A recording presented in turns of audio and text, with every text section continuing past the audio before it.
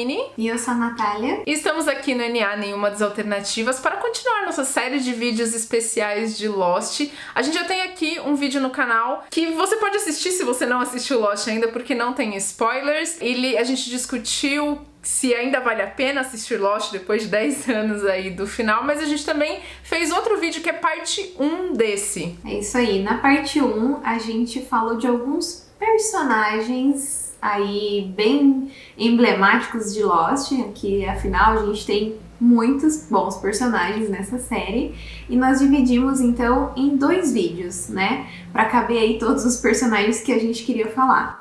Então, no primeiro vídeo, a gente falou sobre o Jack, sobre o Sawyer, sobre o Locke e sobre o Ben. E agora, na parte 2, vamos falar aí de mais alguns personagens. E se você gosta de Lost e de séries e de filmes e ainda não é inscrito aqui no canal, se inscreve porque a gente fala bastante sobre tudo isso. Também dá o like nesse vídeo se você gosta desse tipo de conteúdo e segue a gente lá no Instagram, que a gente posta outras coisas que não necessariamente viram vídeo pro canal. Inclusive, a gente tá postando alguns conteúdos especiais de Lost, tipo os nossos personagens favoritos, e vai entrar também quais são os nossos episódios favoritos da série. E voltando aqui para falar de mais algumas jornadas de personagens, a próxima personagem que a gente escolheu é a Kate. Ela é uma personagem um pouco complexa, tanto na sua concepção, né, como jornada e personalidade e tudo mais, mas também na relação que ela tem com os fãs, porque não é tanta gente assim que gosta da Kate. Apesar de a gente ter muitos personagens queridos em Lost e ela ser uma das personagens principais, fica lá sempre no time A, que eles ficam brincando na série, ela não tem uma relação tão próxima assim, né? Geralmente quando começa um episódio da Kate, né, com flashbacks da Kate, a gente fica, putz, mais um episódio da Kate, né, caramba. A gente não tem uma relação tão próxima com ela. Eu confesso que a primeira vez que eu assisti, eu não gostava tanto assim da personagem, mas eu mudei um pouco em relação a isso assistindo pela segunda vez. Eu acho que a Kate, ela começa como uma personagem bem misteriosa. É legal porque ela começa toda boa mocinha assim, aí de repente você descobre, nossa, criminosa.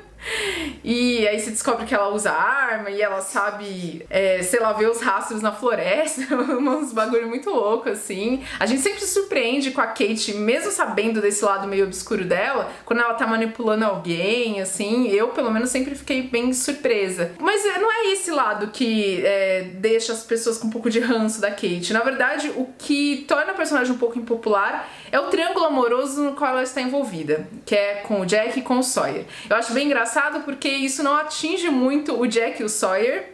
As pessoas geralmente gostam bem mais desses outros personagens, mas o peso do triângulo amoroso cai todo em cima da Kate. De fato, é um triângulo amoroso meio chato de acompanhar, tem tanto casal legal pra gente ver na série, a gente fica lá nas voltas desses três, mas vendo agora a série pela uma segunda vez, de uma forma um pouco mais analítica, eu gostei desse triângulo amoroso até, pelo menos pelo lado da Kate, porque eu acho que ele representa um pouco a dualidade que ela tem com ela mesma. Eu acho que em relação ao Jack, ela tem um pouco essa coisa de querer ser heróica, de se espelhar no Jack mesmo, né, de querer fazer as coisas pelos outros, de ajudar as pessoas, de ser um pouco líder ali no grupo também. Eu acho que esse sentimento que ela tem pelo Jack é um pouco admiração também. Só que ela tem um relacionamento complicado com o Jack, porque não necessariamente ele entende o outro lado da Kate, que é um lado mais obscuro. Quem entende é o Sawyer. Porque esse lado criminoso, de certa forma, né, o lado mais egoísta, o lado mais manipulador, é exatamente igual o que ela encontrou no Sawyer. Então ela encontra conforto, eu acho. Toda vez que ela entra em atrito com o Jack, ela corre pro Sawyer porque o Sawyer, ele aceita ela desse jeito. Só que esse relacionamento dela com o Sawyer é extremamente destrutivo também, por ambos os lados, tanto pro Sawyer quanto pra Kate. Ela vê coisas muito ruins nele e ele também é uma pessoa mais ruim quando ele tá com ela. Isso não aflora coisas boas neles. Então é por isso que eu acho que essa dualidade dela é interessante, porque eu acho que mais do que ficar dividida entre duas pessoas, ela tá dividida nela mesma, entre duas coisas que estão brigando dentro dela. No final a gente vê que o lado heróico dela acho que ganha, né? Ela fica com o Jack no final. Eu acho que é realmente a pessoa que ela ama de verdade, para além do que ela projeta. Eu gosto que essa questão do lado heróico dela vem justamente não de um relacionamento entre os dois, mas o relacionamento dela com a Claire e com o Aaron. Isso que é, eu acho que o mais importante pra Kate, assim, é o que acontece de mais importante na ilha. O Aaron acaba virando o filho adotivo dela, e é por ele que ela para de fugir. Eu acho isso muito legal, porque a gente entende que a Kate é essa personagem que foge. É a personagem que não consegue lidar com as coisas, então ela foge. E ela para de fugir quando ela pega a guarda do Aaron. Ela faz isso pelo filho. E é também no purgatório, ela poderia acordar em algum momento que ela tá com o Jack, em algum momento que ela tá com o Sawyer, mas ela acorda no momento do nascimento do Aaron, enquanto ela tá lá ajudando a Claire. Eu acho que isso é muito emblemático, ó. Apesar de ser uma personagem que ficou estereotipada por conta do triângulo amoroso, a jornada dela não se restringe a isso. E o ponto mais importante da jornada dela, da vida dela, não é o triângulo amoroso. Lembrando também que foi ela que atirou no Loki Fumaça lá no finalzinho da série. Ela salva o Jack, inclusive, né? Ele ainda empurra ele lá do Loki Fumaça do penhasco, mas assim, eu acho que ficou meio emblemático que ela foi essencial pra derrotar ali o maior vilão da série. Então, assim, apesar de todas as partes impopulares da Kate, eu acho que ela teve uma jornada fabulosa. E o próximo personagem dessa lista é talvez aquele mais carismático e conhecedor da cultura pop que tem na ilha, que é o Hurley. Ele é aquele alívio cômico, né, que tem que ter em toda a produção. E ali desde o começo já fica claro que ele vai ser o responsável por aliviar aqueles momentos de tensão, né, clichê muitas vezes entre os personagens. Mas ele chega com tudo e espalha a rodinha, ou ele chega e vem com uma solução. Ele é uma pessoa calma. Ele, apesar de toda a insegurança que ele tem, de todos os problemas que ele tem, que ele traz com ele, né, durante a vida dele, ali na ilha ele reflete, ele é uma pessoa que pensa antes de fazer as coisas e muitas vezes é ele que dá aquele, opa, peraí, talvez vamos fazer diferente. Para alguns personagens que muitas vezes agem por impulso, é o Hurley que vem e faz essa pessoa pensar um pouco em talvez mudar a estratégia ou, né, ter uma atitude diferente. E o legal da jornada dele também é a evolução desse personagem. Ele que começou ali todo inseguro, com várias questões aí psicológicas, né? O Hurley, ele tava, antes da ilha, ele estava internado numa clínica psiquiátrica. Então ele tinha aí alguns problemas que a gente vai acompanhando ao longo da série. Então ele vai crescendo como personagem também e isso é muito legal. A gente vê ele nitidamente se tornando uma pessoa mais confiante. Dentre os muitos problemas que o Hurley tem, a questão da autoestima também é bem séria ali, é bem grave. E então é gratificante a gente ver ele se resolvendo também com seus problemas internos e alcançando voo, né? Assim como outros personagens também. E ele é aquele personagem de bom coração, uma pessoa que, né, naturalmente boa, que destoa um pouco aí de outros personagens.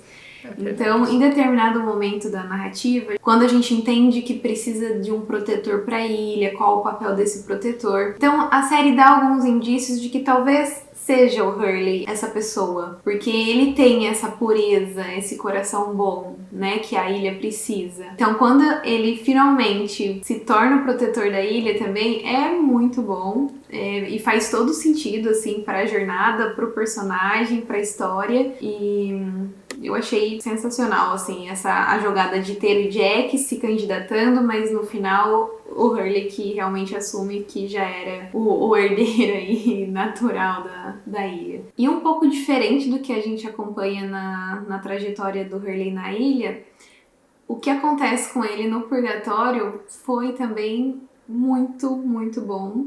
Porque a gente estava acostumado a ver um Hurley inseguro, né, cheio de problemas e de insegurança e autoestima, né, todos esses problemas que eu já falei aqui. E no Purgatório ele é uma pessoa completamente diferente, ele alcançou o sucesso, ele é um empresário bem-sucedido, ele é uma pessoa solidária, que gosta de ajudar as pessoas, então ele faz tudo que está ao alcance dele para ajudar o próximo. E eu acho que a única coisa que talvez tenha ficado aí, né, pendente foi a questão do relacionamento amoroso. Ele também passou por uma tragédia na ilha, né, que foi quando ele começou a se relacionar com a Libby, ela morreu. Então, ele também teve um trauma amoroso aí na ilha. E a gente espera que no Purgatório ele resolva isso. E até começa, né? Ele encontra ali e tudo ali começa a fluir, só que a gente não viu isso se fechando. Então acho que talvez seja a única coisa assim que ficou pro personagem, mas não estragou em nenhum momento aí a história e a jornada desse personagem também. Só um adendo aí, eu acho que talvez a gente tenha visto o Hurley tão mais confiante no Purgatório, porque ele teve esse período como o protetor da ilha, né? Talvez ele deve ter vivido mais tempo do que os outros, eu imagino. Sim. E teve ainda mais tempo para crescer e se tornar mais confiante. E o que ficou, infelizmente, foi realmente o relacionamento dele com a Libby, né? Que é o que a gente vê se resolvendo mais ou menos no Purgatório. Sim. Outro personagem queridíssimo que a gente tinha que comentar a jornada aqui é o Desmond, que é um dos meus personagens favoritos de Lost. E eu gosto muito do Desmond porque eu acho que ele é meio outsider. Ele tá ali presente na história da ilha, mas ao mesmo tempo não tá muito, sabe? Eu acho que ele tem a história mais desconectada em parte. Porque ao mesmo tempo que ele tem a importância ali na ilha, tem a questão da escotilha, tem a questão dele ser... ter essa proteção, sei lá, em relação ao eletromagnetismo. Ele é importante depois, né, pra resolver as questões lá na ilha no final. Mas ao mesmo tempo, ele não tá se importando muito com o que tá acontecendo ali na ilha. Na segunda temporada, que é onde ele é introduzido, ele aparece no começo, depois ele some a temporada inteira. Na sexta temporada também, ele aparece um pouco lá no final, depois você nem sabia mais se a gente ia encontrar o Desmond na história. Porque eu acho que ele meio que já tá meio resolvido. Ele vai, lógico, ele é um personagem com falhas, ele vai pra ilha com falhas. Eu acho que a grande questão do Desmond é ter precisado tanto da aprovação do sogro dele pra que ele conseguisse se entregar totalmente pro amor que ele tinha pela Penny, que ele deixa esse amor de lado por conta da aprovação do cara que era um babaca. E ele acaba, na verdade, eu acho que ele não se considera digno da Penny, né? Mas a partir do momento que ele entende que sim, ele é, e ele descobre isso no período que ele tá na ilha, acabou os problemas dele, ele só quer ficar com a Penny. Então eu acho que é aí que eu acho que se desconecta um pouco, que ele fica esse cara que só quer ficar com o amor da vida dele. E aí a questão é ficar com ela, né? A gente tem esse desenvolvimento do relacionamento deles que eu acho lindíssimo. O relacionamento deles é o foco de um dos melhores episódios de Lost, que é The Constante. Quando a Penny atende aquele telefonema, mano, é um dos momentos mais lindos da televisão. Purgatório também mostra ele, essa pessoa super confiante, que a única coisa que realmente precisa resolver na vida é ficar com a Penny, é encontrar a Penny, é conseguir se manter junto dela. Por isso que ele acorda rápido, entendeu? A partir do momento que ele já tá lá com ela e era a única coisa que ele tinha pra resolver, ele tá totalmente desperto. E eu acho legal ele ter essa posição de líder ali, de ir puxando a galera. Porque, ó, ele tá ali. Gente, eu já resolvi o que eu tinha pra resolver aqui. Eu tô esperando vocês, a gente precisa ir embora. Então bora lá, vamos juntando todo mundo. Eu acho legal que ele se torna esse cara que não acreditava muito em si antes, mas no final ele acredita tanto nele mesmo, ele tem uma presença tão forte, né, como essa pessoa no Purgatório que vai puxando todo mundo, que eu acho que ele tem algumas das conversas mais legais, que a gente não percebe necessariamente quando a gente assiste a primeira vez o que significa, mas vendo pela segunda vez, eu que já sou apaixonada por esse personagem, eu fiquei ainda mais empolgada. Tem um diálogo muito legal entre ele e a mãe do Daniel Faraday, que, né, se torna a esposa do Charles Widmore, sogrão dele, no Purgatório. Ela também tá desperta, assim como ele. E eu entendo isso quando eu assisto pela segunda vez. E ela tá tentando impedir o Desmond de acordar a galera. Mas ela fala assim, né, não, tudo bem, já que você tá fazendo as coisas e não tá nem aí porque eu tô falando, mas você vai levar meu filho, tipo, apreensiva. E ele fala assim, não, eu não vou levar ele agora, ele vai ter mais tempo aqui por você. Quer dizer, tem outras pessoas que estão acordadas ali no Purgatório e não necessariamente se deixam levar. Mas o Desmond, a partir do momento que ele já tá, ele sabe que ele precisa ir pra próxima. O que é a próxima não sabemos, mas ele está preparado. junto com as pessoas que ele sabe que estão ali do lado dele e com a Penny em primeiro lugar, pro que deve agora tá tranquilo. E o próximo personagem dessa lista, na verdade, não é um personagem, são 2 personagens, que é a Sam e o Jin. Sim, nós juntamos o casal. E não é só porque é um casal, mas é porque faz sentido. Porque tudo que acontece com um problematiza no outro. Eles começam aí sendo um casal muito esquisito. Logo nos primeiros episódios a gente acha ali que tem uma relação abusiva, uma coisa super estranha. O Jin, ele é todo machista, trata a Sam mal.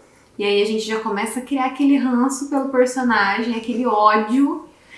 E aí, graças aos flashbacks, a gente começa a entender a história desse casal. O arco do casal não é uma coisa tão grande como outros personagens, né? Não são tão complexos assim. Acontecem algumas coisas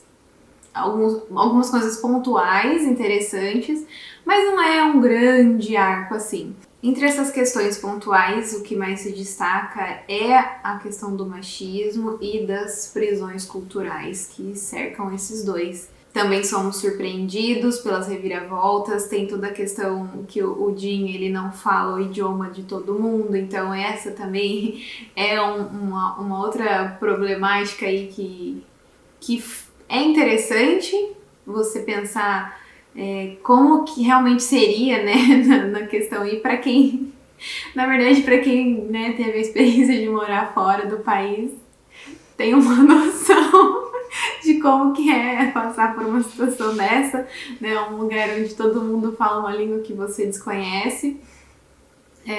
Pro Jin ali é aterrorizante, mas é legal também ver o desenvolvimento dele, tanto nessa questão do idioma, porque, né, no final da série ele já tá se comunicando bem, isso é legal, mas na questão do personagem também, eu acho que ele aí teve até um arco um pouco mais elaborado do que a Sam, né, na minha visão. Eu acho que o Jin, ele teve um crescimento, a jornada dele foi mais ascendente do que a dela.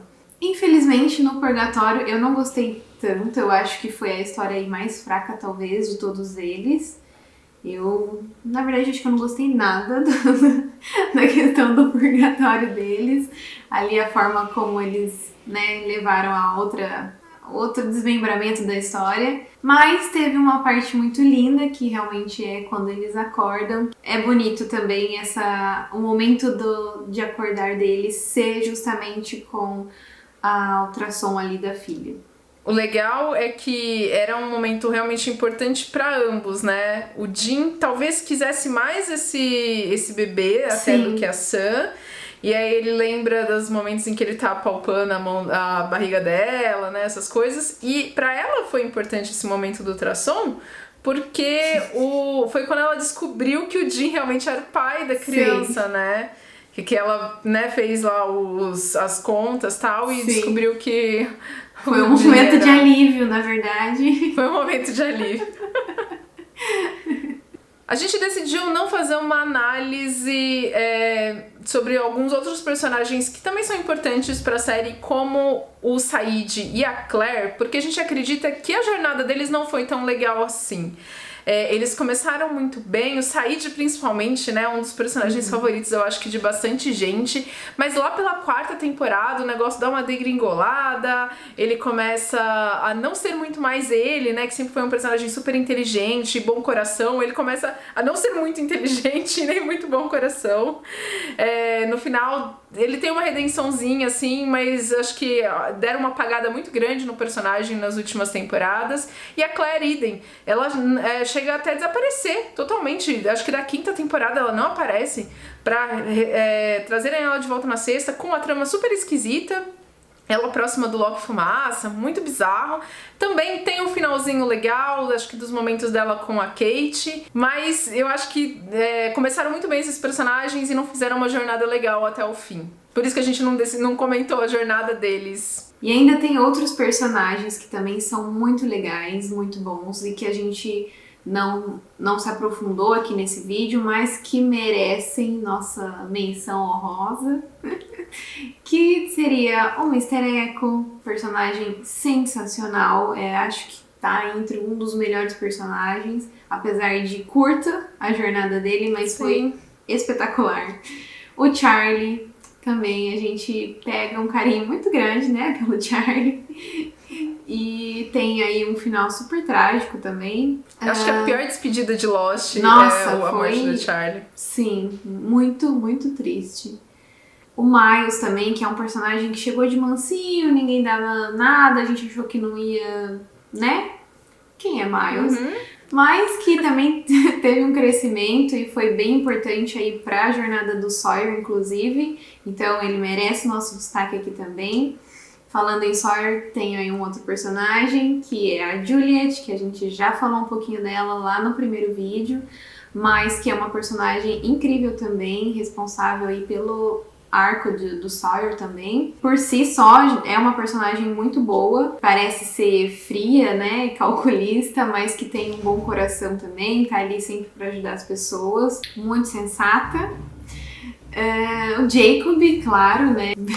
Um personagem bem importante pra série, que a gente também não tem tanto contato, vai conhecer ele lá no final, mas que é super importante. O Homem de Preto, nunca nomeado, então, né, fica aqui o Homem de Preto mesmo, que é o irmão do Jacob, também extremamente importante pro final da série. E um outro personagem importante também para as pessoas ali, pra gente, pra quem tava na ilha, pra entender o vai e volta, o que tá acontecendo aqui, que foi o Daniel, que é o Daniel Faraday. Também foi bem importante esse personagem, ele explicou muita coisa pra gente, né, e nas questões físicas aí, que estavam meio obscuras, e também foi importante pra trama e pro desenvolvimento, né, e o fechamento da série também. Então, relembrando aí essas muitas jornadas, eu tenho certeza que a gente deixou a gente de fora ainda, são muitos personagens bons em Lost, e justamente por isso a gente quis fazer esses 2 vídeos falando sobre as jornadas dos personagens, porque é incrível acompanhar, é maravilhoso, acho que é o sentimento mais gostoso que a gente tem em Lost, é poder acompanhar esses personagens do início ao fim. Alguns a gente se frustra, sim, mas de modo geral tem muitos com uma jornada maravilhosa. E se a gente esqueceu aí alguns dos personagens que vocês gostam, deixe nos comentários, digam quais são os seus personagens favoritos, a jornada de personagens favoritas, porque a gente tem coisas diferentes aqui, né? Inclusive a gente fez um post lá no Instagram falando quais são os nossos personagens favoritos. Não necessariamente são aqueles que têm as melhores jornadas, né? As jornadas mais complexas, mais elaboradas. Mas digam aqui também nos comentários quais foram as jornadas que vocês mais gostaram de acompanhar em Lost. Continuem nos acompanhando por aqui. Obrigada e até o próximo vídeo. Tchau, tchau. Tchau, tchau.